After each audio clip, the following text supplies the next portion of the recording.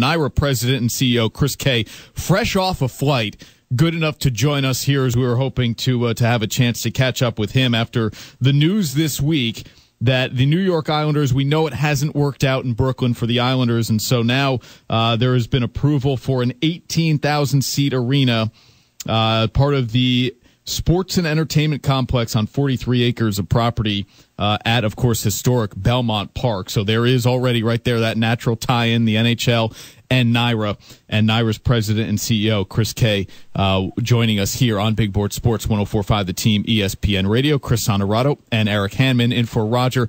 Chris, it's good to talk to you outside of the Saratoga season. How are you?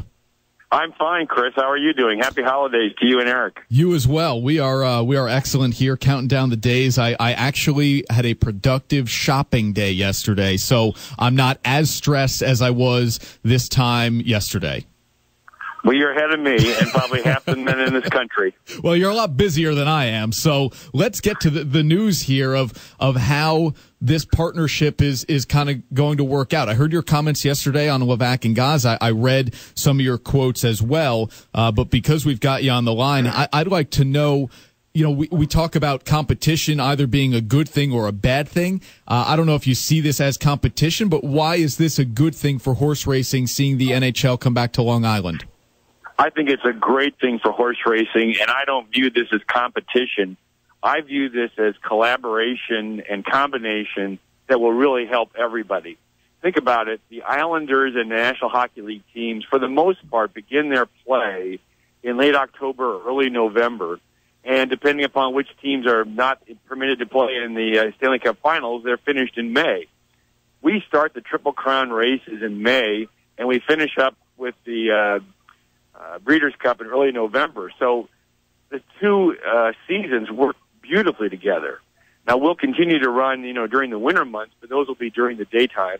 So I think there'll be a lot of activity all the time at this new and transformed Belmont Park. Chris, having grown up in northern New Jersey, I always, you obviously the name says Islanders, but you identify that felt like a special team to the people of Long Island. And when the Islanders announced that they were moving out of the Nassau Coliseum to go to Barclays, which is a beautiful building in Brooklyn, it just didn't feel right, if that kind of makes sense. And I know there was uproar from fans out on the island. Have you gotten a sense that now people there feel like the New York Islanders are, quote, coming home in a way? Absolutely. In fact, that was the message that Governor Cuomo conveyed yesterday, and it was a beautiful message, and he was right on the money. And there were probably 350 people at Belmont yesterday, and 2/3 of them had to be wearing Islanders sweaters. They were loud, they were boisterous, they were happy, and they were applauding and cheering frequently. It was a great event, and it just showed the passion of these Islander fans that live in Long Island and how thrilled they are to have their team come back home. Chris, like I said, I know you're just off a flight, and I don't want to keep you too long, but I do want to set some horse racing fans' minds at ease here, because anytime you hear the word construction, and especially of an 18,000-seat arena, you start to think to yourself, okay, how is my summer at Belmont Park going to be interrupted? Plenty of people from the Capital Region love to go down, obviously, for the Belmont Stakes, but in addition to that, many of the other big events at Belmont. So from your understanding, the construction process of it all, when will it begin, and yet will we kind of be interrupted in a way as fans?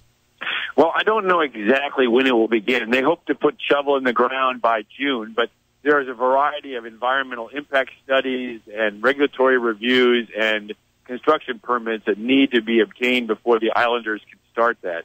What I will say to you is that we don't believe there'll be significant interruption or disruption for any of our guests. To the contrary, most of our guests spend, on almost every day, are located exclusively in the clubhouse area. At the other end of our very long building, a quarter of a mile long, is the other end of our grandstand. And the arena is going to be built just east of the end of our grandstand, adjacent to the train station.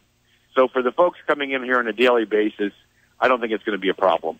And Chris, if I didn't ask you, my boss, Roger, would yell at me. No plans yet to extend the Saratoga season? Well, here's I'm going to ask answer your question with a question. Okay. Roger, have you downloaded the app yet? You already know the answer to that one. I do. That's as rhetorical as it gets. Yeah. Perfect. Yeah.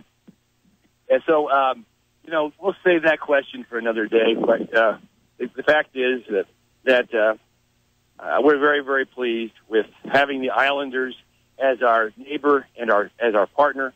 We think this is going to be great for horse racing. And the reason I say that is because there are so many people that weren't brought to the track by their parents over the last couple of generations and don't understand how much fun they have when they come for a day, whether it be at Saratoga or at Belmont. Now, by being part of this large sports entertainment district, we have the opportunity to introduce all kinds of potential fans, either hockey fans, concert fans, other athletic event fans, to our sport. And we believe when we do introduce them to our sport, like so many, they'll fall in love with it. You say that, and I'm not even going to really make the comparison, but you're right. I mean, again, growing up in New Jersey, I'd go to the Meadowlands all the time to either what was then the Continental Airlines Arena, or you go to Giant Stadium, and you always see the racetrack there as well. Now, listen, Meadowlands Park is not Belmont, so I can't make the comparison, but you're right. I think it will kind of enter into the subconscious of sports fans if they go into an Islanders game. Boy, look at Belmont Park. Look how beautiful a place that is. Let's go check that out in the summer. So I can certainly see the tie-in. Chris, like I said, I know you're busy, just off a flight. We appreciate you taking the time with us here this morning to talk about the exciting things ahead in Elmont, New York, and for Belmont Park specifically. Thank you, guys. Yeah, I think we're going to be integrating our efforts with the Islanders, so it'll be more than just seeing a building. They'll be involved in the racing experience as they come to the train station and as they're at the arena. It's going to be great together. Love it. Thank you so much for squeezing me in now this morning. I'm sorry you had to rearrange the deck, but I appreciate it. No, we are happy to. Seeing you guys in Saratoga sometime soon. Thank you, Chris. Happy to do that. I hope we'll see you early June for a Triple Crown attempt. Wouldn't that be great? Yes. Well, I'll tell you what. In 2017, we kind of earned our own Triple Crown. We returned to private control. We brought the Islanders back to Long Island as part of a transformative retail, entertainment, and sports district, and we had a record handle at Saratoga. You can't beat that for 3 major events in 1 year. And we can't thank Roger for really helping that out by way of the app, but I know he was at the window plenty, so that he contributed his own way. Yeah, absolutely. Yeah. I can't wait to give him an app for Christmas. Thank you, Chris. Merry Christmas, and thanks for taking the time with us. Thanks, guys. Merry Christmas to you. That is NYRA President and CEO Chris Kay here on Big Board Sports and 104.5 The Team ESPN Radio.